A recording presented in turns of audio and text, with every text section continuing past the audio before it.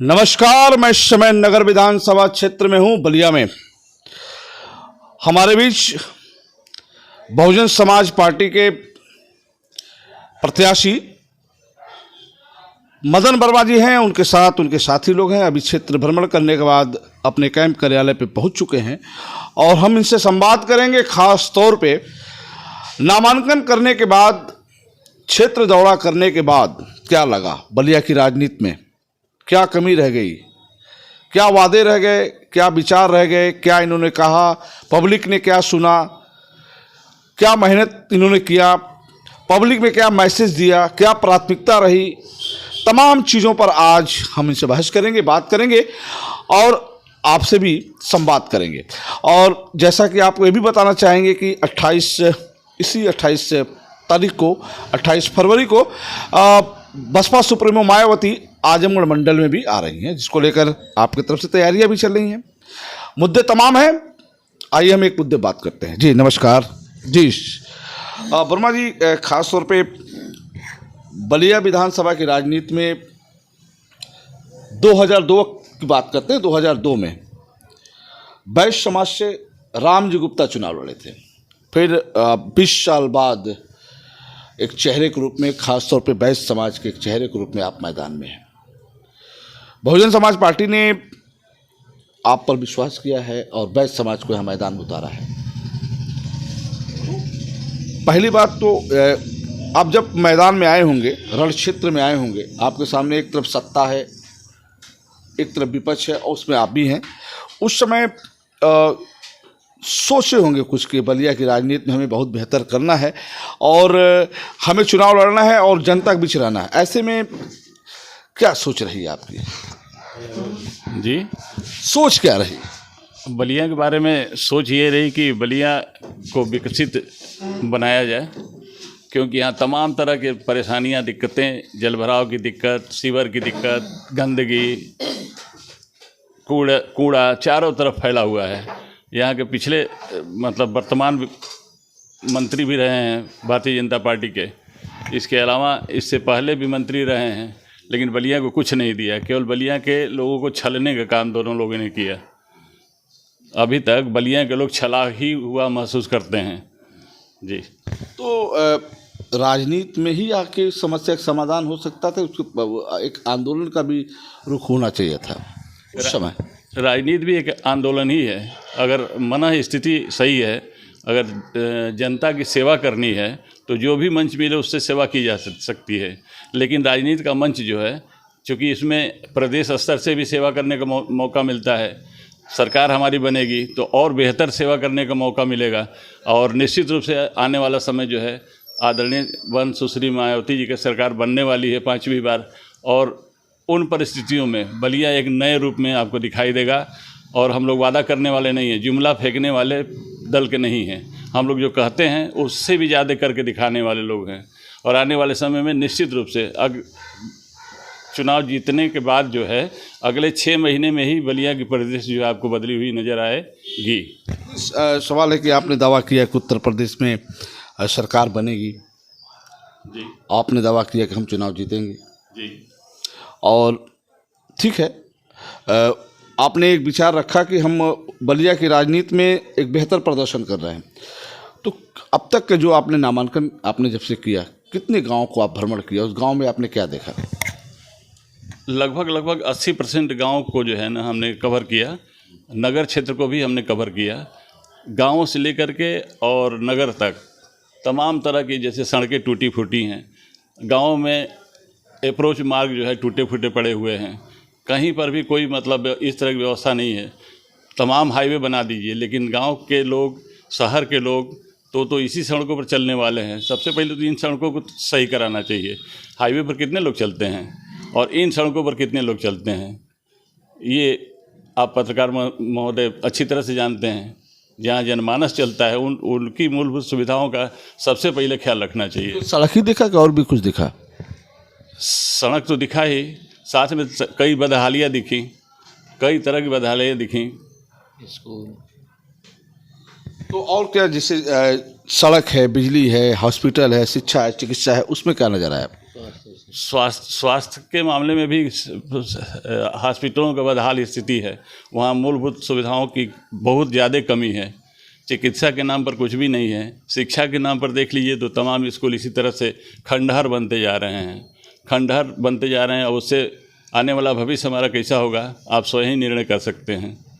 खासतौर पे बहुजन समाज पार्टी की कितनी टीमें गठित हैं और किस क्षेत्र में कैसे, क्या डे प्लान है आपका, कैसे करते हैं चुनाव की तैयारी, कैसे करें और कब उठ रहे हैं, कब जा रहे हैं, कब आ रहे हैं, क्या है डे प्लान आपका?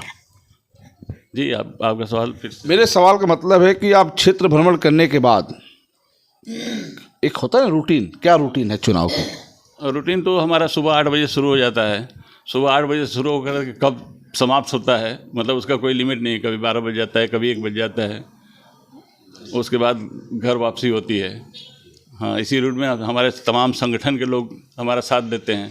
संगठन के लोग भी जो है 12-1 बजे तक चलते रहते हैं और हमारे साथ जो लोग जुड़े हुए हैं, चाहे हमारे वैश्य समाज के लोग हों, चाहे पिछड़ी जात के लोग हों या सर्व समाज के लोग हों, ब्राह्मण समाज के लोग हों, अकलियत समाज के लोग हों, क्षत्रिय समाज के लोग हों, सभी लोग हमारे साथ कंधे से कंधा मिलाकर चल रहे हैं। और आने वाला 3 तारीख निश्चित रूप से सभी सर्वजन लोगों का समर्थन हमको मिलने जा रहा है। अच्छा, और सवाल ये कि खास तौर पे बहुजन समाज पार्टी क्या कर रही है आपके लिए? बहुजन समाज पार्टी हमारे लिए सबसे बड़ी बात तो हमारे लिए बहुजन समाज पार्टी ने ये किया कि हमको टिकट देकर के मैदान में भेजा। हम जैसे वैश्य को, हम जैसे पिछड़ों को, ये बहुत बड़ी बात है। बहन जी ने हमको आशीर्वाद दिया कि जाओ मैदान में लड़ो। ये सबसे बड़ी बात है हमारे लिए। तो ये सबसे बड़ी सौभाग्य की बात है हमारे लिए, क्या हमारे समाज के लिए सबसे बड़ी सौभाग्य की बात है। किन किन जातियों का समर्थन है? खासतौर पे देखा जाता है कि बसपा का वोट जो है दलित वर्ग है, व्यापारी, आप वर्ग से हैं, व्यापारी भी कर रहा होगा। उसके अलावा और क्या है आपके पास, और क्या है बैंक, वोट बैंक क्या है आपका? सर्वजन हिताय सर्वजन सुखाय बहन जी का नारा है। उसी हिसाब से हमको वोट भी मिलने जा रहा है। सभी लोगों का, व्यापारी हो, मजदूर हो, किसान हो, अकलियत के लोग हों, अपर कास्ट के लोग हों, सभी का स्नेह प्यार मिलने जा रहा है।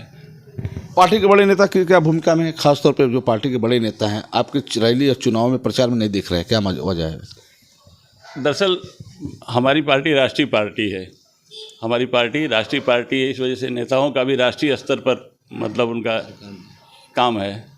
इस वजह से थोड़ा सा इधर के एरिए में आते हैं। लोग आए थे, चुनाव से पहले भी लोगों का दौरा हो चुका है, उसके बाद भी लोगों का दौरा हो रहा है। बहन जी भी आगामी 28 तारीख को आजमगढ़ मंडल में आ रही हैं। अच्छा, बहन जी आपने बताया कि बसपा सुप्रीमो मायावती 28 तारीख को मंडल मुख्यालय पे आ रही हैं। आखिर वजह क्या रहा? 2017 में मायावती आप बलिया में थी, अब आज बलिया में इस चुनाव में नहीं रहेंगी, वो मंडल मुख्यालय पे ही जाएंगी। आप जाएंगे, अपने लोगों को लेके जाएंगे, अपने विधानसभा के लोगों को। आपको नहीं लगा कि बहन जी को यहाँ होना चाहिए था?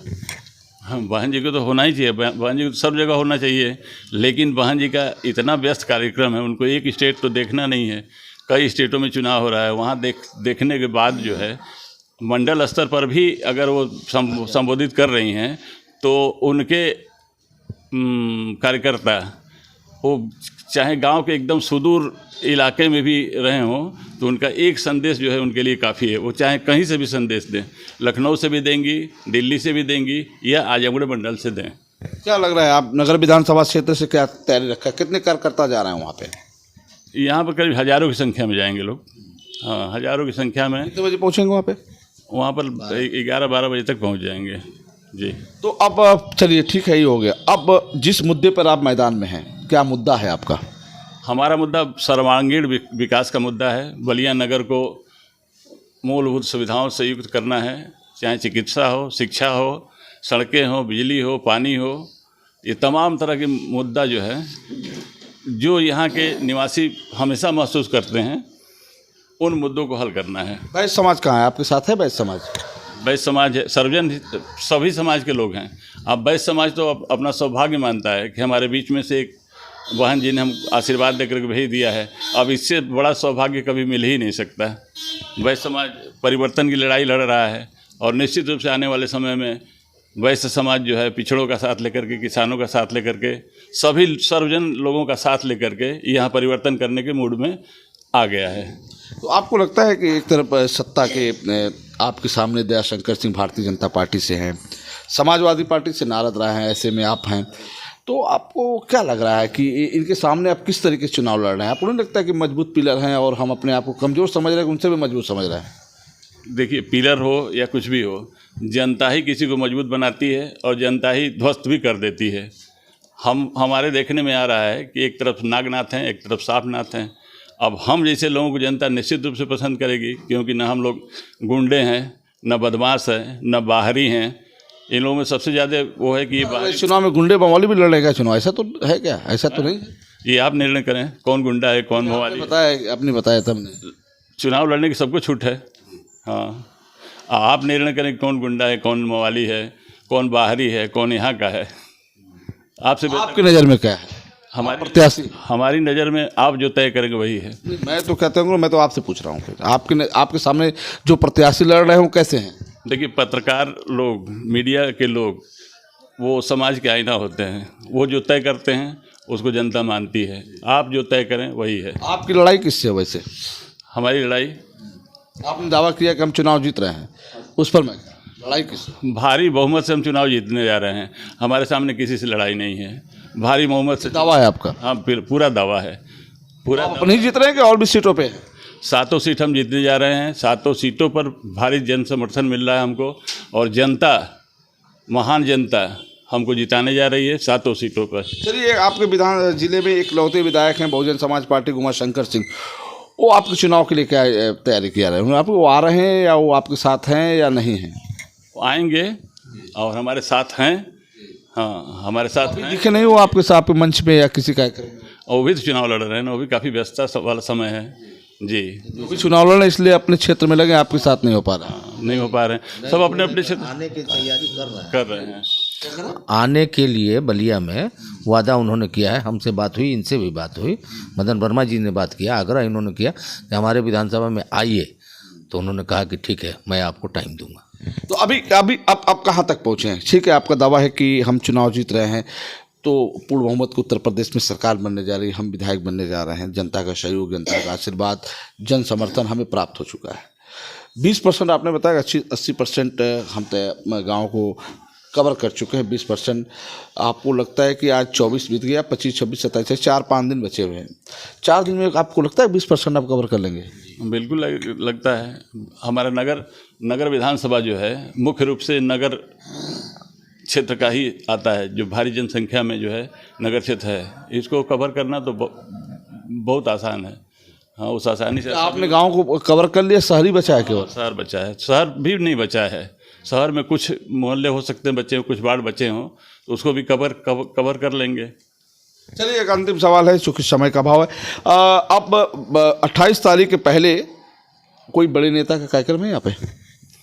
अब बड़े नेता के कार्यक्रम तो संगठन के लोग ही बता पाएंगे। अभी तक हम हमारे संज्ञान यहाँ कोई सूचना नहीं? हमारे यहाँ कोई सूचना नहीं।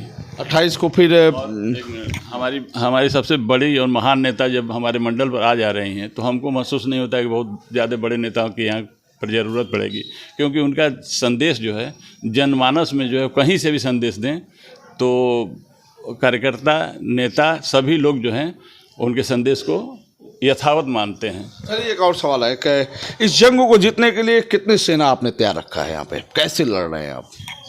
हमारी लड़ाई जनता लड़ रही है। आप लड़ाई जनता लड़ रही है? यहाँ जितने मतदाता हैं, बलिया विधानसभा में जितने मतदाता हैं, सब हमारी लड़ाई लड़ रहे हैं। हमको सेना तैयार करने की जरूरत है। सब सेनापति हैं और पूरी जनता, महान जनता जो है सेनापति है। चलिए, बहुत बहुत धन्यवाद। अच्छा, वर्मा जी आपसे भी बात कर लेते हैं। आइए, रामेश्वर वर्मा जी भी हैं मदन वर्मा जी के साथ, वैश्य समाज के आप भी एक नेता हैं। आइए बात करते हैं, उनसे भी 2 शब्द बात करते हैं। जी, क्या बोल रहे थे आप? मैं ये कह रहा था कि वैश्य समाज कभी भी सोया नहीं रहा। 2002 में रामजी गुप्ता ने जो चिंगारी लगाई वह आज तक जल रही है। आपने जो पूछा कि 22 में आप खड़े हो रहे हैं, मैं आपको बता दूं 2007, 2012, 2017 कोई भी चुनाव खाली नहीं गया। रामजी गुप्ता बराबर चट्टान की तरह खड़ा रहा। और इस चुनाव में कहाँ चले गए? इस चुनाव में उनको पार्टी ने टिकट नहीं दिया जहां वो हैं।